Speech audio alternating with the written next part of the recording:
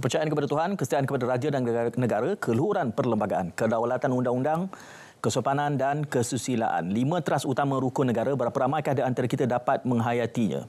Sebelum kita mempersoalkan tentang menghayati atau tidak, apakah kita boleh mengingatinya? 5 teras ini iaitu ketuhanan, raja dan negara, perlembagaan, undang-undang dan juga adab tata susila. Kerana yang kita perdebatkan selama ini, adakah rukun negara itu hanya sekadar suatu deskripsi yang cuba merungkaikan kesenjangan sosio-budaya semenjak peristiwa 13 Mei. Kerana kita masih ingat, sekurang-kurangnya generasi seusia saya, kesemua intipati rukun negara itu terakam di belakang buku kerja sekolah. Saya tidak pasti dalam generasi hari ini masih ada atau tidak. Bahkan kita juga boleh menguji. Ada saja pemain media sosial yang turun ke lapangan dan mula bertanyakan setiap seorang sama ada boleh mengingati intipati 6 ataupun 5 teras. Yang sebenarnya 5 teras rukun negara itu.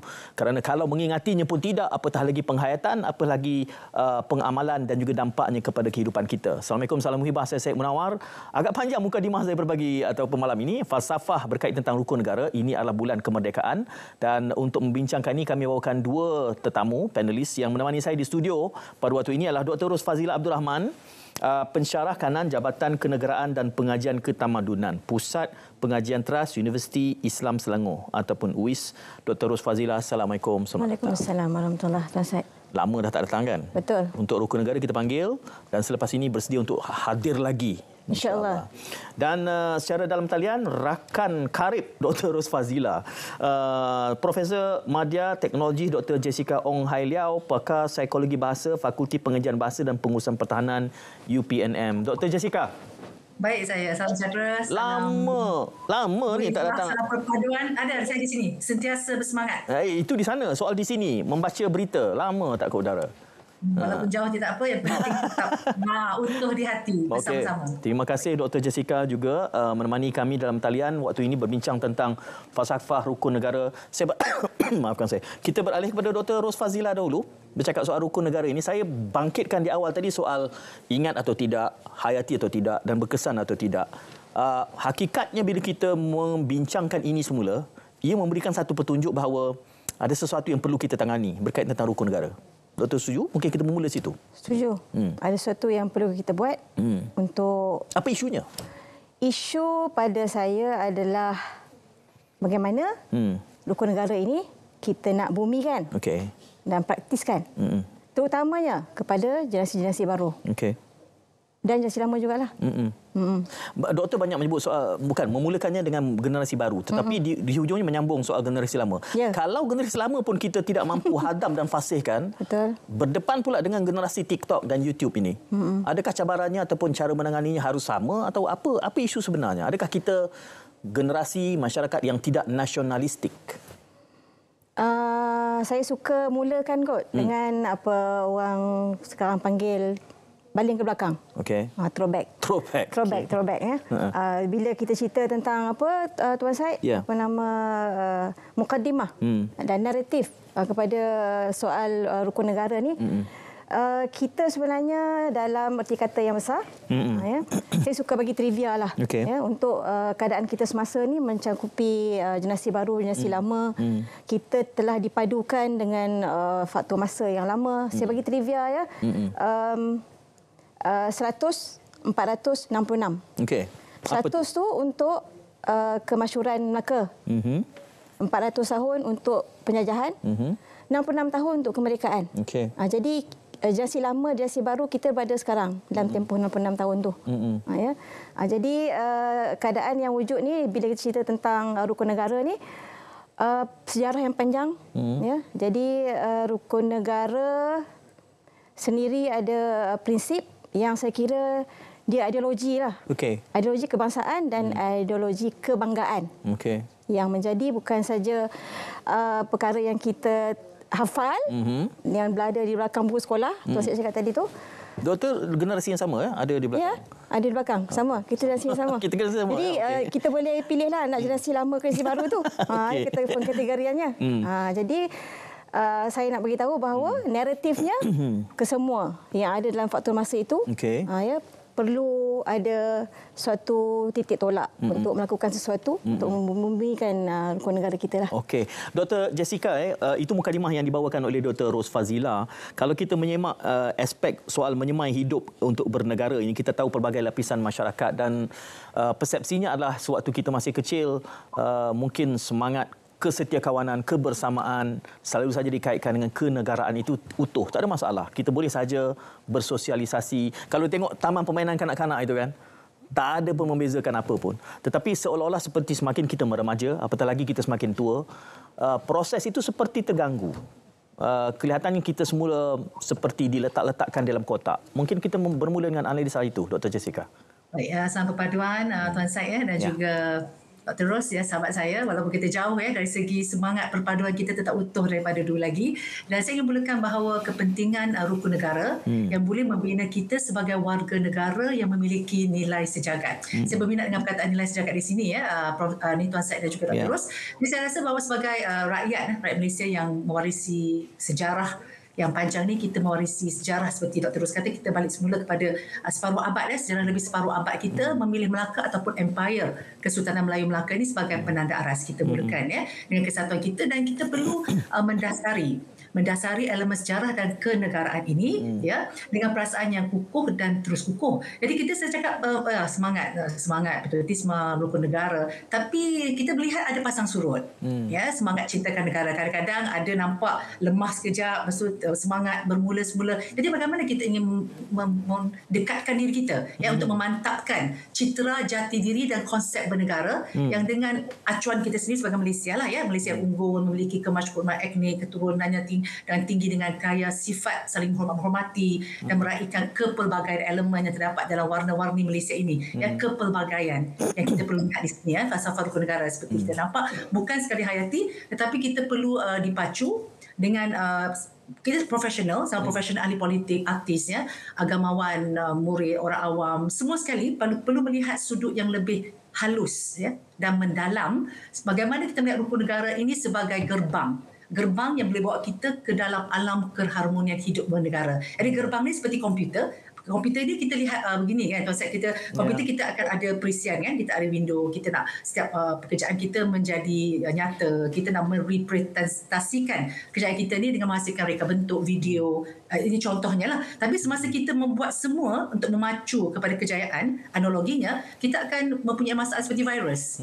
Virus masuk, tiba-tiba hilang kerja yang kita buat, kita akan menghadapi pelbagai cabaran dan masalah. Tapi kalau kita sendiri tidak ada kekuatan dalaman untuk dengan menghalang virus-virus itu, bagaimana kita ingin memastikan bahawa mukadimah rukun negara ini menjadi kenyataan. Jadi saya rasa perlu kita lihat semula sejarah tadi dan dalam diri itu perlu kuat dan kukuh. Kalau kita sudah bercakap tak ada roh, tak ada jiwa, menghafal terpaksa hafal lima tadi Muju hafal.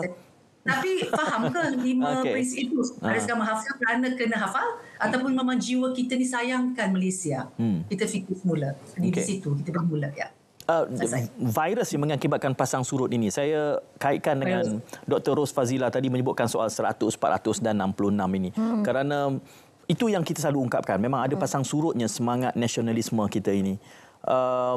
Apa pembacaan doktor dengan realiti pasang surut dan analogi virus tadi? Betul. Baik Tuan Syed, tadi di awal tadi kita ada sebut tentang generasi lama, generasi baru.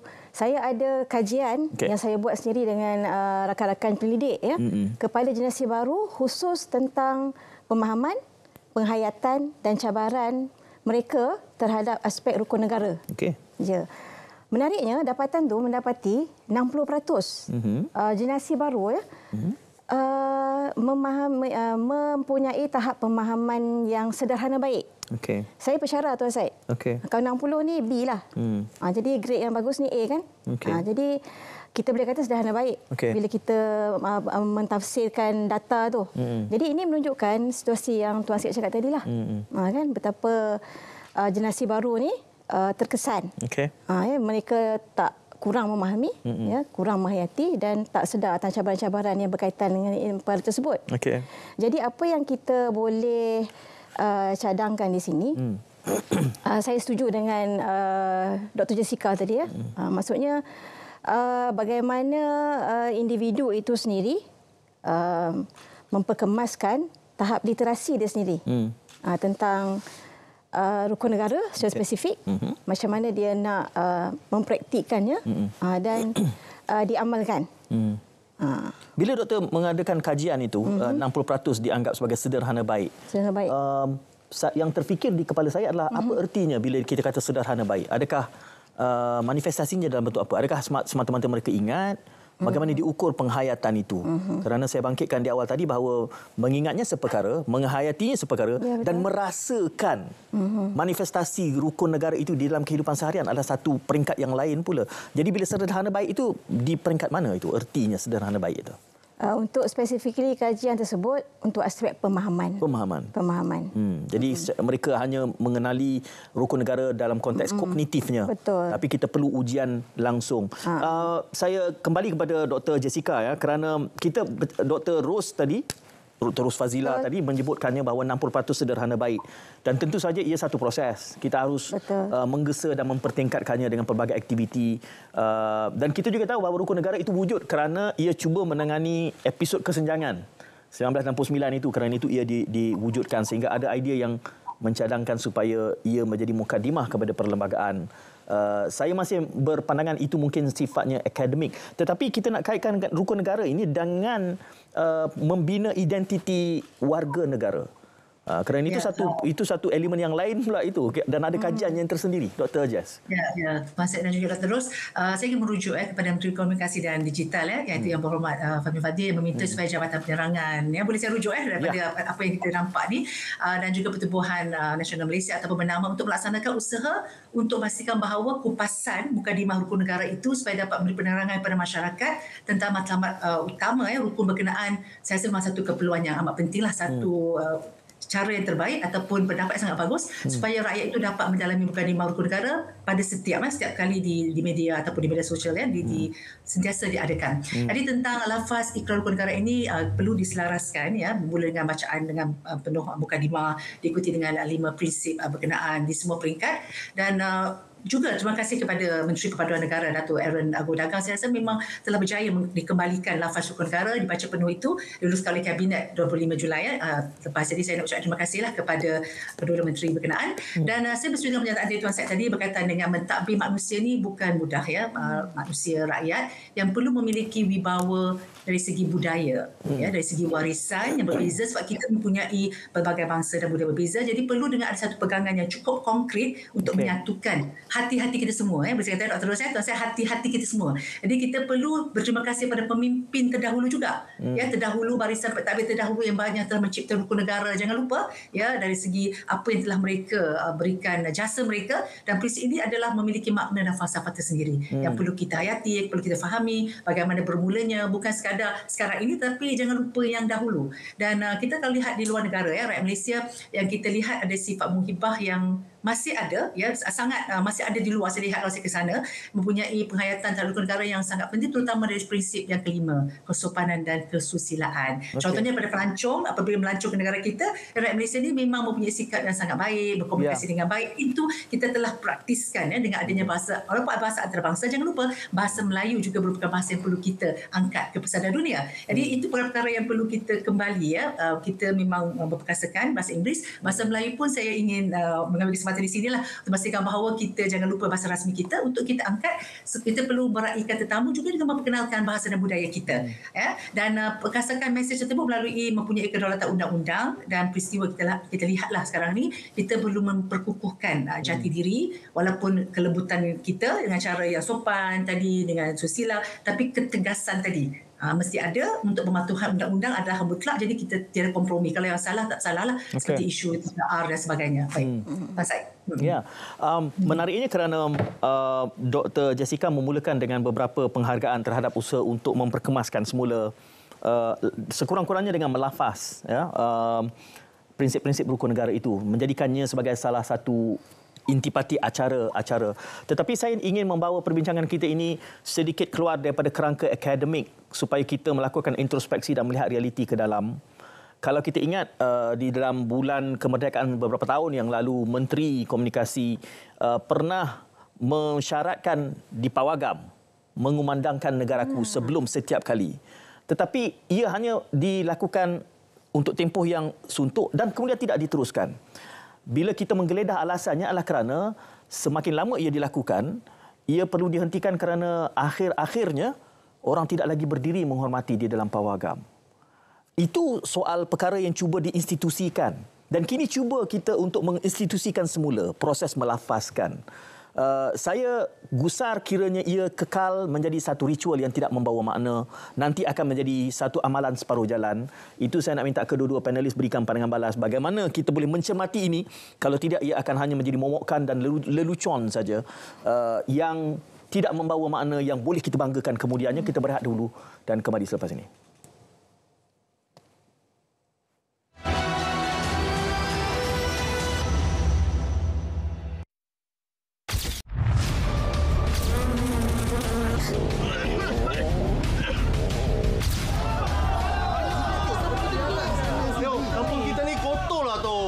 Saya pun sudah sakit perut ni tu. Kata kita ramai-ramai gotong royong bersihkan kawasan kita.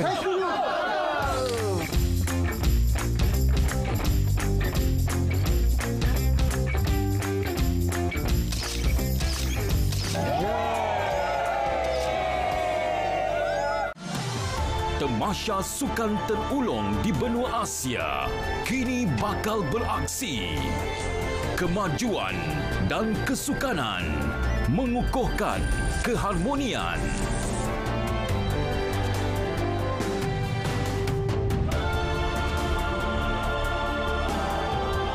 Satu hati walau dalam kepelbagaian, mengeratkan jurang yang memisahkan. Sukan Asia ke-19 Hangzhou 2022 bersama RTM, penyiar rasmi. Nyamuk Aedes mudah membiak di dalam air yang bertakung. Cegah pembiakan nyamuk Aedes. Pastikan bekas yang boleh menakung air dibuang dengan betul. Tutup rapat semua bekas yang menyimpan air. Periksa saluran air pada bumbung rumah agar tidak tersumbat. Tiada Aedes, tiada denggi. 5 aktiviti popular penggunaan internet. Seramai 99% individu menyertai rangkaian sosial seperti Facebook, Twitter, YouTube, TikTok dan lain-lain. 91.8% menunjukkan aktiviti memuat turun gambar, filem, video atau muzik, bermain atau memuat turun permainan. Sebanyak 89.4% individu gemar mendapatkan maklumat tentang barangan atau perkhidmatan. 89.2% menunjukkan aktiviti penggunaan panggilan telefon melalui internet (VoIP). Seramai 86.3% individu memuat turun perisian atau aplikasi di internet.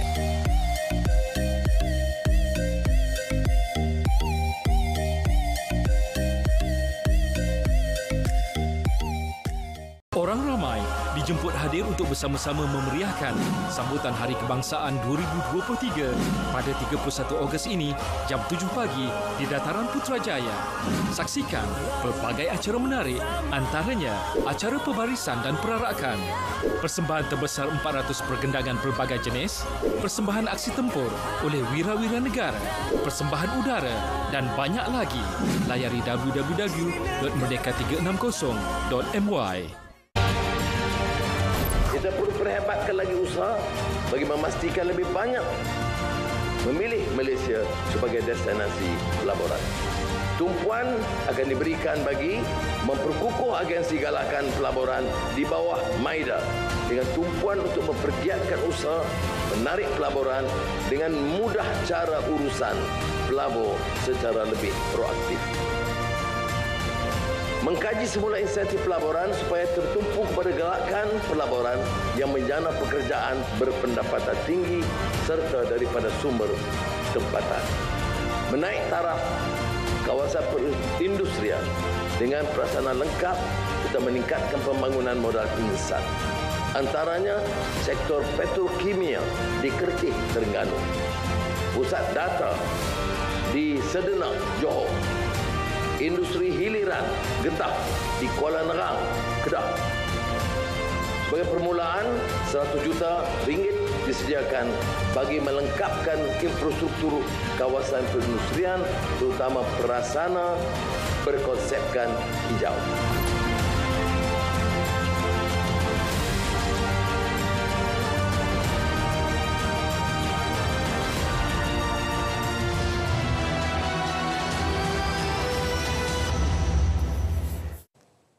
Ya, bicara naratif pada malam ini secara langsung kita membincangkan tentang falsafah rukun negara dan dua panelis yang dibawakan Dr. Ros Fazila Abdul Rahman dan Profesor Madya Dr. Jessica Ong, masing-masing dari Universiti Islam Selangor dan juga Universiti Pertahanan Nasional. Saya bangkitkan tadi satu polemik baru. Kerana bila kita mula membincangkan tentang pasang surut adanya unsur virus dan memperkenalkan suatu macam amalan baru untuk kita menerapkannya. Saya ungkit semula beberapa inisiatif yang pernah cuba dilakukan oleh kerajaan-kerajaan sebelumnya. Beberapa kali sudah dicuba. Yang paling saya ingat adalah apabila ianya disyaratkan kepada semua pawagam supaya didendangkan negaraku sebelum tayangan bermula. Dan ia satu inisiatif yang pada ketika itu saya menemu bual menterinya, saya kata sangat kita raikan, tetapi ia hanya bermusim. Dan selepas kita menggeledah mengapa ia tidak diteruskan, antaranya adalah selepas di penghujungnya, orang semakin tidak menghormati kerana di dalam pawagam itu orang sudah mula tidak berdiri menghormati. Dan kesannya akan lebih buruk apabila secara jamaah semua tidak bangun sewaktu mana negaraku didendangkan. Ia akan menimbulkan suatu negative impression, gambaran yang lebih buruk daripada apa yang sepatutnya terbina. Jadi apabila kita cuba ingin membentuk satu macam pengacaraan, ritual, istilah ritualnya bunyi macam agama pula, melafazkan. Adakah ia akan juga bermusim nanti? Tidak membawa dampak yang seperti diharapkan. Saya nak mulakan soalan itu kepada kedua-dua. Saya mulakan dengan Dr. Ros Fazila dahulu. Bagaimana kita nak mencermati proses ini agar ia benar-benar berdampak dan tidak bermusim nanti akhirnya? Betul. Saya balik ke belakang juga lagi tentang generasi tadi. Kita ada situasi jurang, saya panggil. Jurang generasi itu sendiri. Okay. Ada beberapa jurang lain seperti jurang peradaban global, peradaban digital. Okay. Dan terbaru kita ada peradaban kacukan. Jadi dalam keadaan ini, saya selalu tekankan bahawa kita selalu berfikir yang kita ada masa, banyak masa untuk semua benda. Okay. Untuk hal ini, Tuan Syed, saya rasa kita kena ambil masa yang tak terlalu lama untuk melakukan tindakan. Okay. Dan saya berfikir untuk keadaan rukun negara ini, ya, kita perlu tarik handbrake lah, kata orang, ya, dan berfikir bahawa mungkin faktor masa tu kita tak boleh nak beli banyak, ya, so kita kena bertindak. Dan pada saya kita tak ada pilihan banyak, Tuan Syed. Okay. Ya. Pada saya, apa yang perlu kita buat di semua lapisan, individu, keluarga, komuniti, masyarakat, warga. Ya, so bila kita sebut dalam masyarakat majmuk, macam mana membumikan rukun negara, rentas generasi. 3C saya pegang sebagai model ataupun formula. C yang pertama adalah literasi. Yang kedua adalah enkulturasi. Yang ketiga adalah sosialisasi. Kita kena literasi, kita kena setiap individu, setiap lapisan-lapisan yang kita sebutkan tadi perlu engage dan jadikan urusan membumikan dan mempraktiskan rukun negara ni bukan sekadar retorik.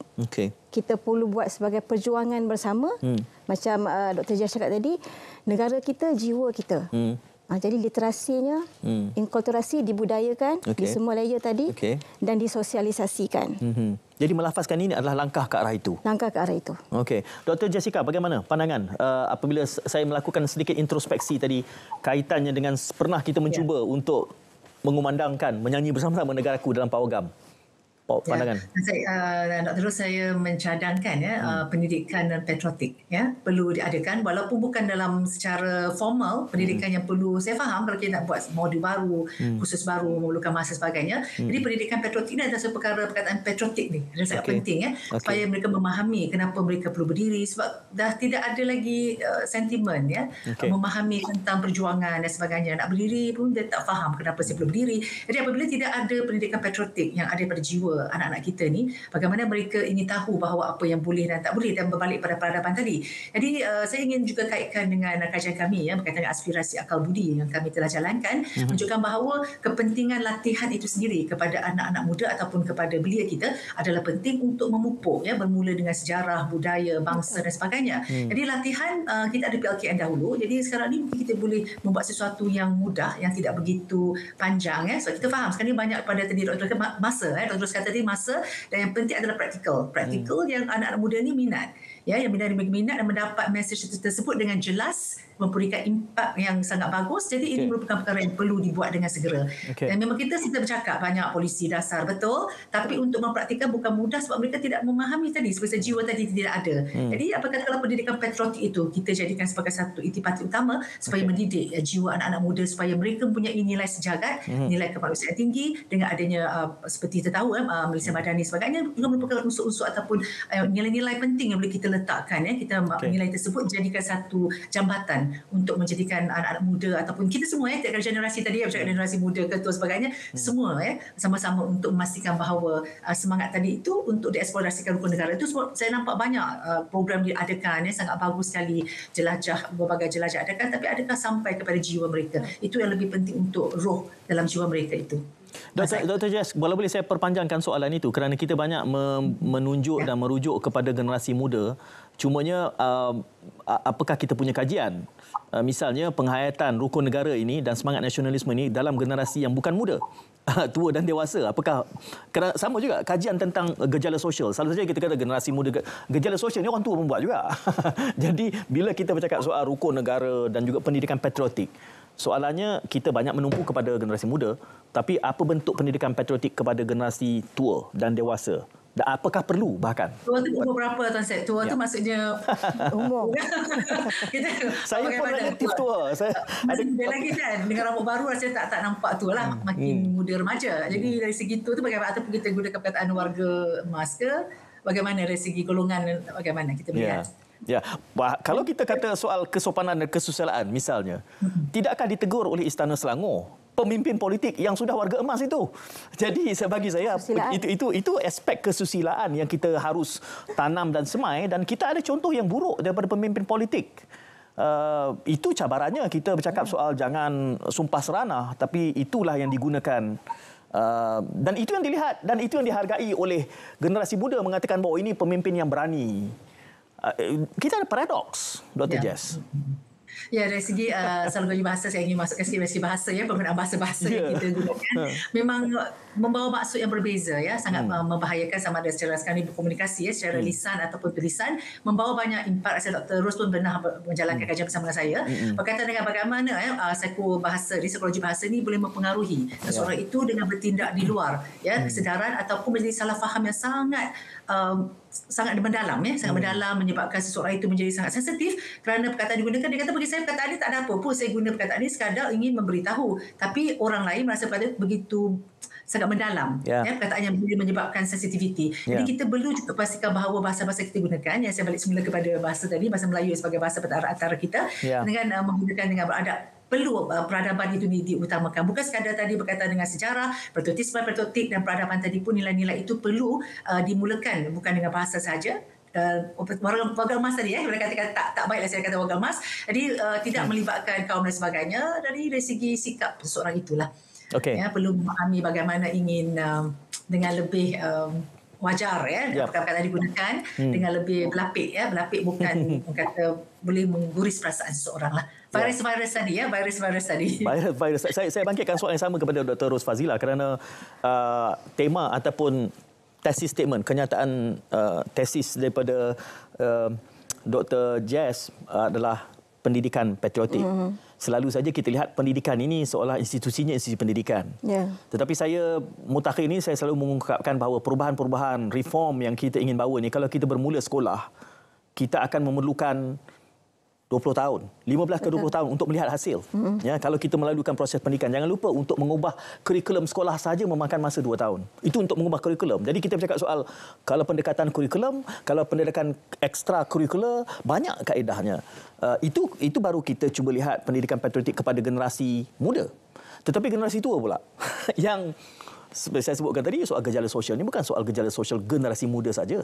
Orang muda pun banyak gejala sosialnya, cuma tidak disebutkan. Dan bentuk-bentuknya mungkin lebih buruk. Rasuah adalah gejala sosial. Betul. Merompak kekayaan negara adalah gejala sosial. Jadi generasi muda ini dia memerlukan contoh. Dia akan tengok, okey, kalau orang tua yang berada di kedudukan pun tidak menjaga tata susila, itu akan berbekas dalam pemikiran mereka. Saya setuju, Tuan Syed. Jadi kita cerita tentang tadi, generasi tadi, kembali kepada muda tua. Ya. Jadi kita sepakati tadi, hampir bersepakat mengatakan bahawa setiap lapis, muda ke tua, masing-masing ada peranan. Jadi kita ke arah bersetuju bahawa peranan generasi lama, tua, warga emas ke apa, ialah menunjukkan teladan yang baik dulu. Okay. Betul? Betul, saya setuju. Dalam apa-apa aspek pun, tunjukkan teladan yang baik. Supaya generasi baru kita, generasi muda yang agak muda dapat mencontohi. Dan ada ikutan yang boleh dicontohi. Okey. InsyaAllah. Kita bermula dengan suri teladan yang baik. Akan kita perpanjangkan selepas kita berehat seketika, jadi teruskan kesianan anda.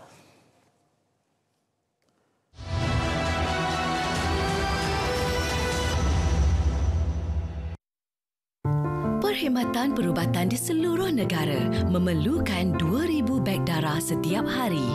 Mengikut tinjauan, hanya 2.5% penduduk Malaysia mendermakan darah. Bagi setiap beg darah yang diperolehi, ia mampu menyelamatkan 3 nyawa. Kami perlukan darah anda. Jom derma darah.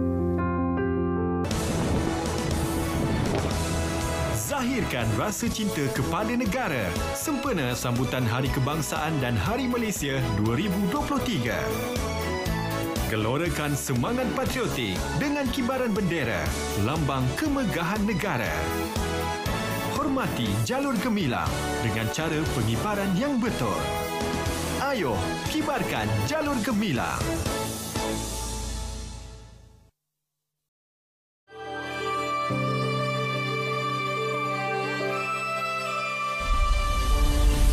Assalamualaikum warahmatullahi wabarakatuh dan salam sejahtera. Saudara-saudari rakyat Malaysia tercinta, 31 Ogos 1997 dan berikutnya 16 September 1993. Itu 2 hari keramat bagi negara kita. Jadi oleh yang demikian, mari kita raikan dan tunjukkan bahawa kita adalah satu generasi rakyat yang faham perjuangan bapa-bapa ibu-ibu kita mencapai kemerdekaan dan bagaimana harus kita tunjukkan kesetiaan kita, kecintaan kita adalah untuk mematuhi semangat dan prinsip perlembagaan dan meraihkan, menyantuni dan menjayakan kehadiran Hari Keramat 31 Ogos.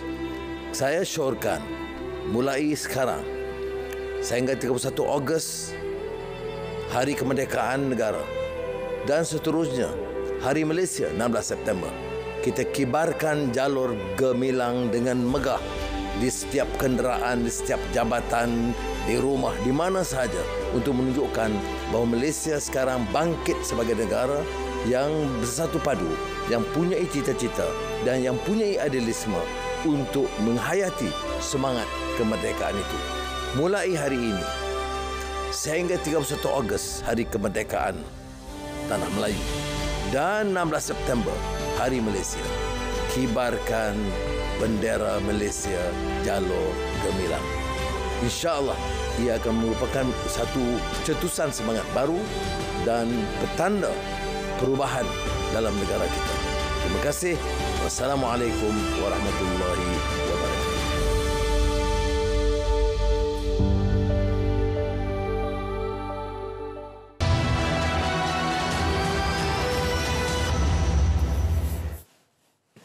Okey, anda menyaksikan bicara naratif. Kita bercakap tentang falsafah rukun negara. 2 tetamu, Dr. Ros Fazila dan Dr. Profesor Madya Dr. Jessica Ong.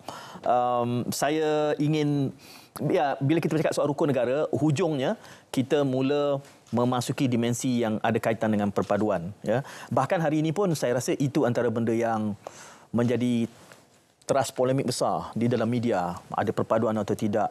Dan itulah saya berharap satu hari kita boleh menyambut bulan kemerdekaan ini dengan membincangkan perkara yang trajektorinya ke depan. bukan melihat kepada masalah. Itu harapan saya. Namun begitu, ini masih realiti yang kita berdepan dan kita tak boleh ubah realiti kita melainkan kita lakukan sesuatu yang berubah. Wallahu khairul makirin kan. Tapi kita kena cuba mengubahnya juga. Betul. Siapa yang harus melakukan usaha membina perpaduan ini? Kerana kelihatannya seperti pemimpin-pemimpin pun lebih membelah bukan lebih menyatukan, Doktor. Tadi kita buat deduksi tentang trivia kita tadi ya. 100 466 tadi tu. Jadi nampaknya ia dah jadi kalau dikatakan itu masalah ataupun situasi sejagat. Jadi menjawab persoalan Tuan Syed tadi, walaupun nampak macam klise, tapi kita kena cakap juga. Macam Tuan Syed cakap kan. Dia tak cakap, kita kena cakap lah. Saya akan jawab mengatakan bahawa ini adalah tanggungjawab bersama. Okey. Biarlah orang cakap retorik ke, klise ke. Dan Tuan Syed kata tadi juga, orang politik lebih banyak membelah daripada membina. Jadi itu boleh debatkan dalam situasi yang lain. Okey. Tapi saya tetap memilih kuasa politik sebagai kuasa yang boleh meregimenkan urusan-urusan membumikan rukun negara ni. Apabila kita kata rakyat juga punya tanggungjawab untuk membina perpaduan, bagaimana melakukannya? Dalam keadaan kita tidak memimpin, kita tidak berada dalam struktur misalnya, apa yang boleh kita nasihatkan? Bagaimana nak melakukan itu dalam kerangka saya sebagai duduk di Desa Pandan? Kalau tanya saya secara peribadi, apa-apa kalau dalam struktur masyarakat, nukleus yang paling kecil adalah individu. Okey. Jadi tak kisah individu tu siapa, umur berapa, situasi politik mana, sosioekonomi apa, nukleus yang paling penting dalam masyarakat itu perlu ada jati diri. Macam Dr. Jess cakap tadi. Okey. Dan usaha-usaha perlu dari dalam. Kan? Lepas tu bila nukleus tadi dah bertemu dengan kelompok pendua komuniti, kita akan jangka impact yang lebih mega. Jadi kembali kepada nukleus yang paling kecil, individu itu sendiri. Selalu saya nak sebut berretorik ya, Doktor. Saya kata dalam perpaduan ni kalau kita nak, yalah, kita selalu menggesakan rakyat perlu melakukannya, rakyat melakukannya. Saya selalu mengusiklah penonton saya kata, cuba buka telefon kita, tengok dalam ruang kontak tu, nombor perhubungan tu, berapa ramai yang bukan Melayu, berapa ramai yang kawan kita, cuba nisbahkan. Itu menggambarkan bagaimana kita berinteraksi. Betul. Kalau yang bukan dalam lingkungan kerja kita itu, berarti ada sesuatu yang bermasalah. Betul. Tapi itu dulu, sebab hari ini polemiknya adalah, cuba tengok dalam kalangan yang Melayu tu, berapa ramai yang sebenarnya memusuhi kita sekarang. Kerana yang sekarang ni isu perpaduan ini bukan lagi soal kepelbagaian kaum, tetapi yang membelah hari ini adalah soal sesama Melayu yang majoriti ni. Itu yang menarik. Kalau tajuk nyanyi tentang itu, saya akan perdalamkan lagi. Naratif yang lain lah. Naratif yang lain. Itu kita akan undang semula. Dr. Jess, kerana saya bercakapkan, bila bulan kemerdekaan, kita selalu saja menoleh ke belakang. Tapi saya mengharapkan ada masanya nanti, mudah-mudahan Tuhan kurniakan kita kesempatan itu. Ialah Tuhan ni bagi kita berapa lama lagi, kita tak tahu kan. Harap-harap tahun-tahun mendatang, kalau kita bincang lagi tentang ni, kita bawa trajektori ini ke depan. Memajukan negara. Kerana tak sudah-sudah setiap tahun bila bulan kemerdekaan ni perpaduan. Walhal kemerdekaan ini bukan semata-mata paksinya perpaduan. Jadi kalau kita nak melihat rukun negara ini sebagai impetus ya kepada momentum mengisi kemajuan, apa yang boleh kita gubah dalam bicara itu, Dr. Jess? Ya, Tuan Syed, saya nak tambah sikit tadi berkaitan dengan Dr. Rose dengan soalan tadi Tuan Syed berkata siapa yang perlu memastikan perpaduan tercapai. Saya ingin memberikan contoh lah, seperti saya bersama dengan Rabiatul Adawiyah merupakan kawan baik saya. Kami berdua mempunyai kolom tersendiri sentiasa menulis tentang perpaduan. Walaupun ada yang menyatakan adakah penulisan kami ini dilihat oleh sesiapa, tapi kami teruskan perjuangan kami sebagai ingin memastikan kami berdua sebagai pempengaruh perpaduan dengan menulis perkara-perkara baik tentang perpaduan dan sebenarnya memberikan impak yang besar kepada golongan-golongan lain atau golongan belia juga menyambut baik tulisan kami. Jadi saya rasa sebagai seseorang warga negara, kita kata warga negara tersendiri yang mempunyai cara tersendiri, sama ada kita ingin sampaikan dari mesej dari segi media sosial, menggunakan TikTok sebagainya, ini memberikan input-input yang baik. Kita perlu ada cara kita semestinya yang boleh sampai. Walaupun orang kata daripada menulis di surat khabar tidak memberikan impak, lebih baik menulis di dalam akademik yang lebih baik. Tapi saya merasakan bahawa kita ingin mendekatkan diri dengan masyarakat. Bagaimana cara kita mendekatkan diri, kita tak boleh terlalu formal dengan terlalu akademik. Ya, kita perlu cara penulisan yang lebih dekat dengan hati rakyat. Kita perlu turun padang bersama mereka, melihat sendiri apa yang berlaku bersama dengan pejuang-pejuang di jalanan. Kita nampak pejuang bahasa dengan kata menggunakan duit sendiri, ingin menganjurkan pertandingan puisi. Saya rasa bahawa itu adalah semangat jiwa yang saya rasa mereka punya band-band sendiri, ya, menyanyikan lagu-lagu Melayu walaupun tanpa mendapat biaya ataupun beasiswa sebagainya, apa-apa duit dana, tapi dengan adanya semangat itu sendiri yang lahir. Kami nak buat benda ini sebab kami ingin memperkembangkan perkara budaya kami. Jadi itu adalah perkara saya rasa sebagai kita sebagai pempengaruh semua, ya, perlu mempunyai cara sendiri. Tidak kira apa orang nak kata, yang penting kita punya niat yang baik, ya, apa kita sampaikan dengan cara yang terbaik walaupun tidak memberikan kepentingan ataupun laba pada kita. Yang penting jiwa kita itu, ya, nurani kita itu ikhlas, ya, yang tulus kepada semua bahawa kita sayangkan Malaysia. Itulah perpaduan bermula. Jadi kita sayangkan, kita rujuk semula masa COVID, ya, Tuan Syed, kan. Semasa COVID lalu bagaimana kita rapat, ya, berpaduan. Kita nampak tidak kira bangsa membantu, dan kita nampak juga baru-baru di akhbar, ya, di mana seorang wanita India telah menyuap kepada seorang wanita Melayu. Tersentuh hati kita melihat perkara begitu aman, kan. Sebenarnya kita aman damai. Jadi kenapa kita ingin mempucah-kacikan dengan perkara-perkara yang boleh menyebabkan kita berpecah belah? Ya, kenapa kita tak memikir secara lebih? Begitulah saya ingin menyampaikan tentang pembangunan tadi. Dan balik kepada soalan tadi, Tuan Syed, berkaitan generasi muda tadi, ya. Memajukan, bagaimana rukun negara boleh memajukan bangsa? Ya, rukun negara memajukan bangsa sebab saya melihat rukun negara bukan kita nak lafaz setiap hari, tapi dia merupakan satu gerbang tadi, ya, saya katakan gerbang tadi yang boleh menangani krisis yang berlaku dalam negara atau luar negara. Ya, itu sebagai kita punya jati diri kita, tunjang kita. Jadi dengan adanya yang itu sebagai rukun negara kita, asas kita kuat, jadi apa yang datang pun tidak boleh menentang kita. Pertahanan kita kuat. Apabila pertahanan diri kita kuat, pertahanan negara kita kuat, datanglah apa sekalipun tidak mudah untuk menyebabkan kita jatuh. Kalau tembok kita kuat. Itu yang saya melihat. Kepentingan rukun negara bukan lafaz, tetapi sebagai bagaimana kita menangani ancaman dalam negara luar negara sebagai asas kita. Ya, saya. Ya, Dr. Ros Fazila, kalau kita melihat kepada prinsipnya 5 tu, selalu saja kita menyebut ke soal melafaz, menghayati. Tapi ada elemen yang menarik kalau kita membutirkan, iaitu pertama berkait tentang kepercayaan agama, kemudian raja dan negara, kemudian perlembagaan, kemudian undang-undang, dan yang bawah sekali adalah tata susila ataupun adab sopan. Undang-undang ini juga adalah perimeter, ruang lingkup untuk kita membina hasrat kenegaraan kita. Sebelum perlembagaan, selepas perlembagaan. Jadi dalam hal itu bererti kita ada instrumen yang sifatnya legal. Dan di bawah itu baru soal adab sopan. Ya. Hari ini kita banyak bercakap soal adab sopan. Tapi apakah kita sudah punya perundangan yang cukup? Kerana dia ada 5 peringkat itu, kan. Soal agama itu maknanya kena percaya per Tuhan, hormat pada institusi, kan. Dan kita ada perlembagaan dan undang-undang. Kemudian bawah itu baru soal adab sopan. Adab sopan, kita banyak bercakap soal adab sopan ini. Tapi soal undang-undang pula bagaimana dari kacamata doktor dalam aspek? Saya ada pendapat yang terarah sikit daripada Tuan Syed. Sebab saya kalau melihat rukun negara ni, saya nampak dari aspek holisticity. Saya mungkin kurang nampak dari segi layer tadi tu, keatasan, keterbawahan, elemen. Mungkin adakah elemen perundangan mengatasi elemen ketuhanan. Saya tak nampak sebegitu. Saya nampak dia sebagai satu yang holistik. Yang kita perlu pegang sebagai satu benda yang cengkam begitu. Dan dia harus bergerak seiring untuk semua benda. Tapi saya setuju dengan Tuan Syed kata tentang aspek-aspek perundangan, selain yang bila tadi saya sebut, saya memilih elemen politik yang boleh mencengkam semua benda ni. Itu saya kira adalah menjawab apa yang kita bincangkan tadi, bahawa itulah sebahagian daripada aspek perundangan.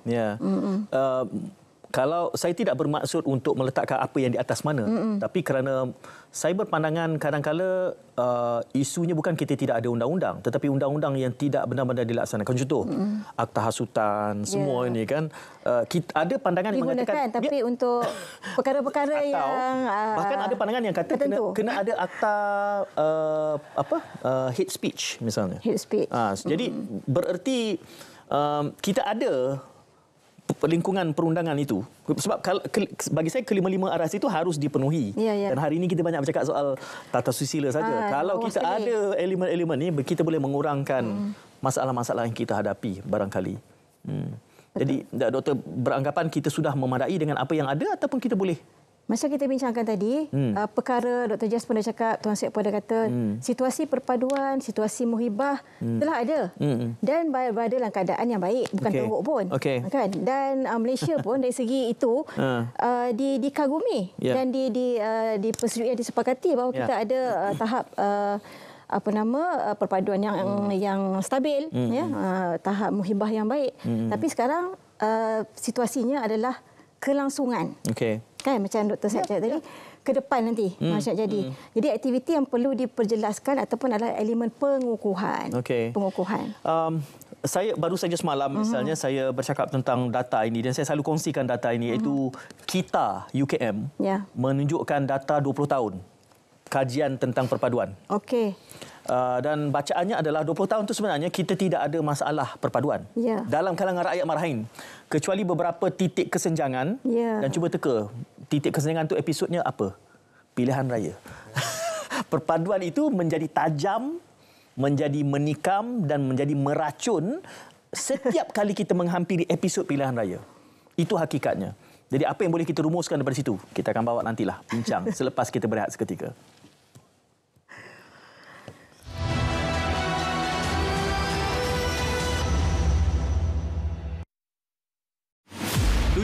minit tanpa henti. 76 minutes non-stop.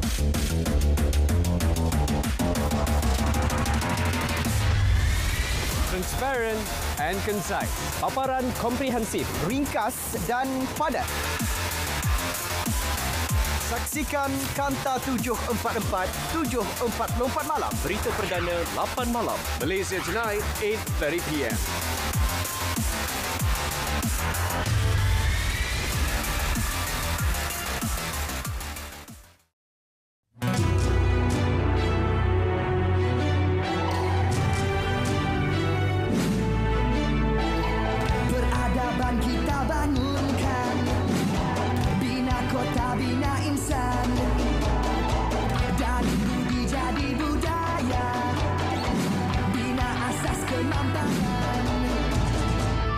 Kesejahteraan masa depan.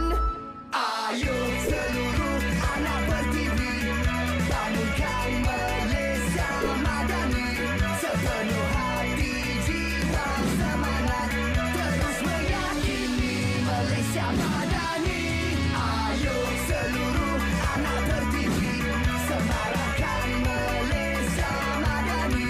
Sepenuh hati, jiwa, semangat, terus meyakini Malaysia Madani. Satu hati dengan semangat kesukanan. Perjuangan dalam keharmonian. Sukan Asia ke-19 Hangzhou 2022 bersama RTM, penyiar rasmi. Dengan sistem aplikasi MES 999, bantuan kecemasan kini lebih mudah. SafeMe 999 Polis menghubungkan seluruh rakyat Malaysia kepada pihak polis. SafeMe 999 Deaf untuk golongan kurang upaya pendengaran dan pertuturan. Dan SafeMe 999 Blind untuk golongan kurang upaya penglihatan. Muat turun secara percuma melalui telefon pintar anda. MES dan aplikasi 999 memudahkan panggilan kecemasan. Mula sekali dalam pendaratan saya dengan staf saya dan saya tu, tiba-tiba satu letupan bunyi. It was very frightening when you got M16 shooting right behind you. Dan saya tengok berdarah. Kulit tu memegang jari dia. I discovered that aircraft that was shot earlier on, pisahkan dia punya negative positif, terkontak sekali, meletup.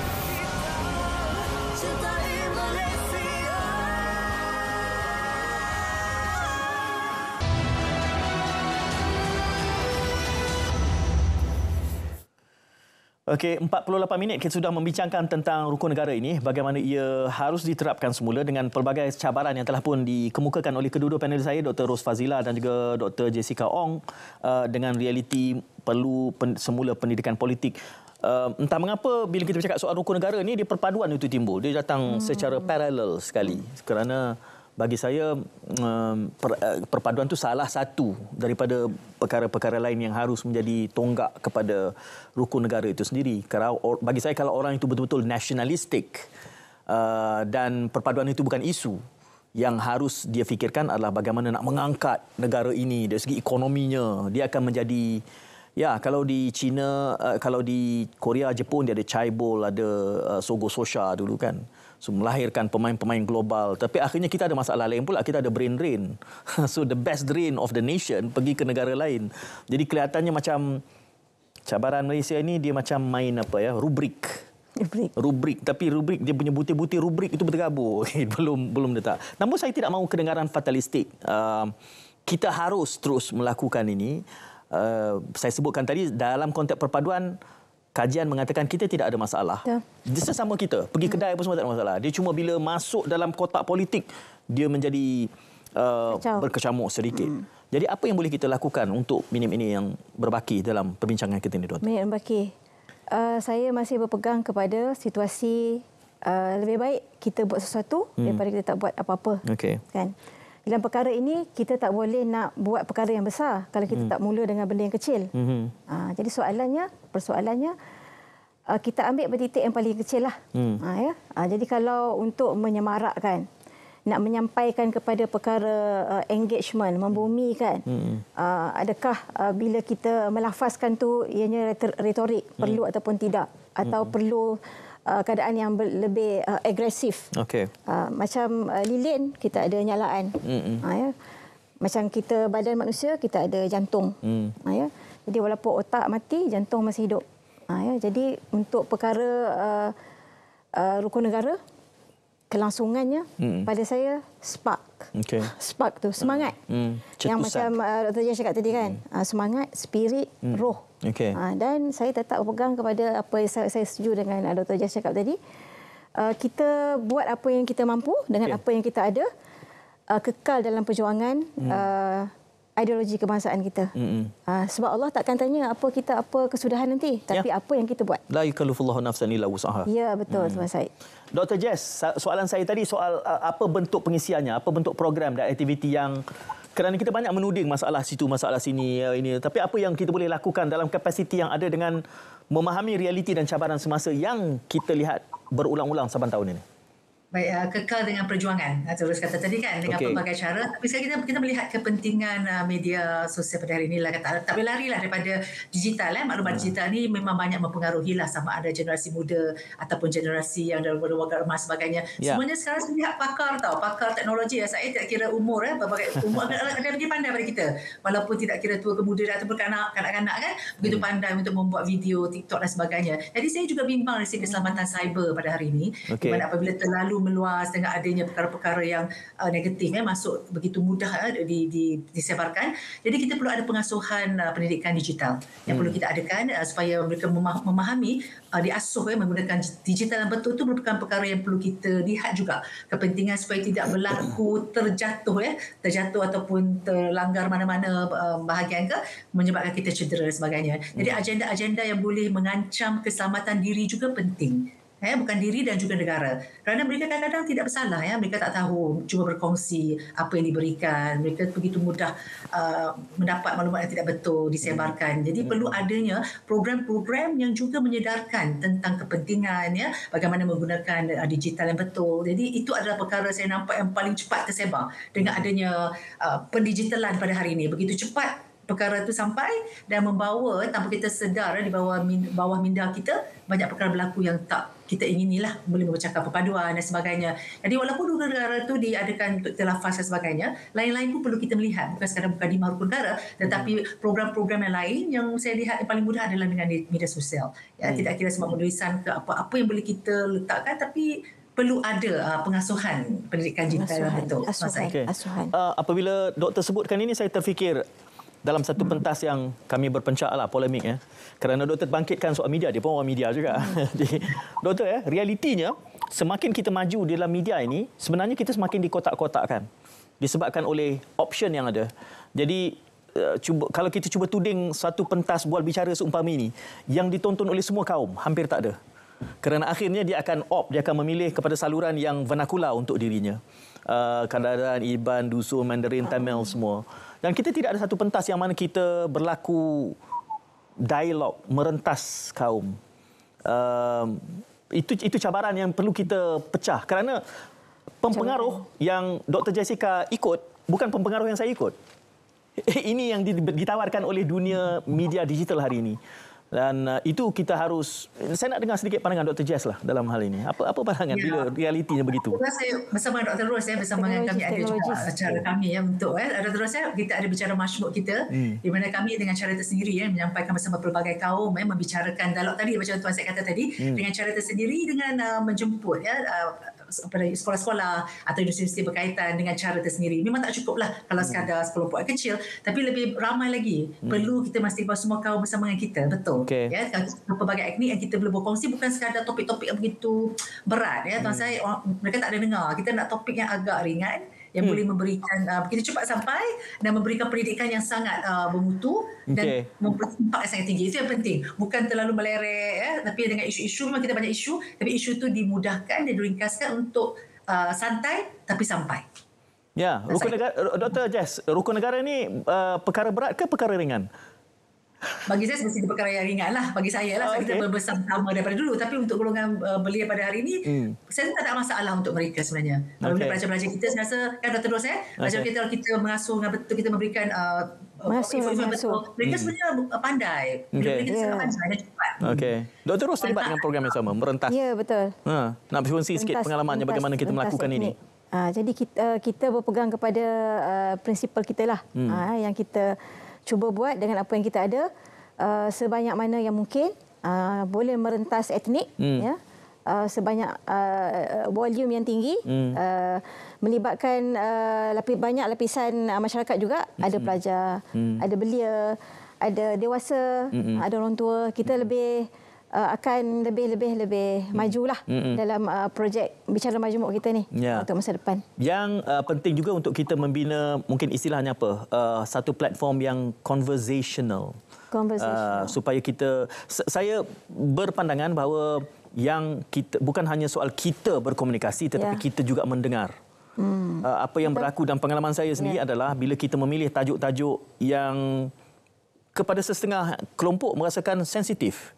Tetapi apabila kita langsung tidak mendengar, walhal itu di dalam vernakular juga disembangkan. Jadi saya bayangkan kaum ini tidak dengar kaum itu. Jadi bila tidak ada conversational sifatnya, beberapa usaha komunikasi kita itu kelihatan seperti sahala. Tapi itu tajuk lain. Saya nak minta kedua-dua panel datang semula nanti dalam kesempatan ini. Saya nak ucapkan terima kasih kepada Dr. Ros Fazila Abdul Rahman dan Profesor Madya Dr. Jessica Ong Hai Liao berbincang hari ini tentang rukun negara. Satu yang penting, namun kalau anda sempat mengikuti daripada awal, cabarannya masih besar dan ia harus kita pikul bersama-sama.